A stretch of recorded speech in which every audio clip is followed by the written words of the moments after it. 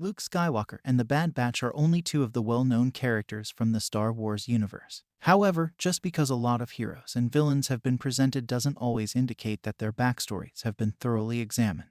Even while the current Star Wars series have tried their best to do this, there is still a lot of ground to cover, particularly with regard to the Star Wars Rebels characters. Hera Syndulla, the captain of the Ghost, is a perfect illustration of how this might be shown.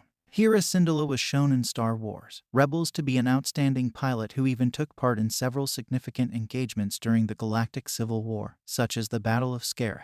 She also impeded a lot of the Imperial activities on Lothal. She also became close to several of the other Spectres at that time, notably Kanan Jarrus, who gave Hera a son named Jason just before he passed away. But as time passed, a mystery between the mother and son emerged that, perhaps, Ahsoka might ultimately resolve. Star Wars Rebels ended with Hera, Jason, and Chopper traveling to their next adventure in the Ghost's cockpit.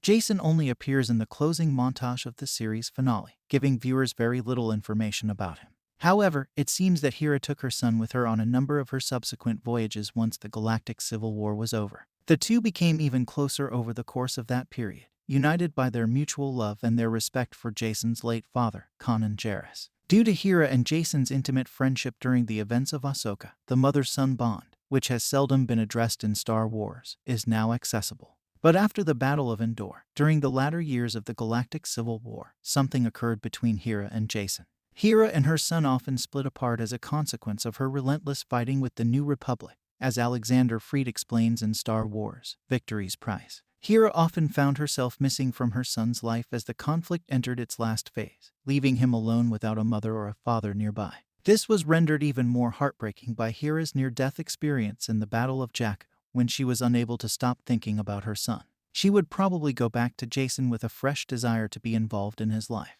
Ahsoka hasn't yet discussed how her absence harmed their bond or how the boy's growth was impacted by his parents' all-too-frequent absences. Star Wars Rebels has evolved into a kind of pseudo-sequel thanks to Ahsoka, which even included the Ghost Squadron's reappearance. The crew of the Ghost learns that the stakes are greater than ever as war threatens to erupt once again across the galaxy as they cooperate to locate Ezra Bridger and stop Thrawn from resurrecting the Empire. Although Hera and Jason have had significant roles in the story up to this point, Ahsoka has failed to mention their protracted split and has mostly ignored their relationship in the past. However, Jason's account benefits from a more thorough examination of Hera's protracted absence. While Jason, Syndulla, and Hera have been important companions for Ahsoka Tano on her voyages, the Disney Plus series needs to emphasize them more prominently before its conclusion. The family of Hera Syndulla has a long history of prioritizing revolution above kin. Cham Syndulla, Hera's father, led uprisings on Ryloth against the Separatists and the Empire, although he was often abroad from the planet. Hera has now followed in her father's footsteps by abandoning her kid as she first battled the Empire, and later the Imperial remnant that was on the rise. Ahsoka gets the opportunity to investigate the family trauma that was handed down via Cham, Hera, and ultimately Jason as a result of the Syndulla's unrelenting desire to uphold the law in the galaxy at any cost. Ahsoka leaves viewers wondering if Jason Syndulla will join the Jedi Order, which raises an even bigger question.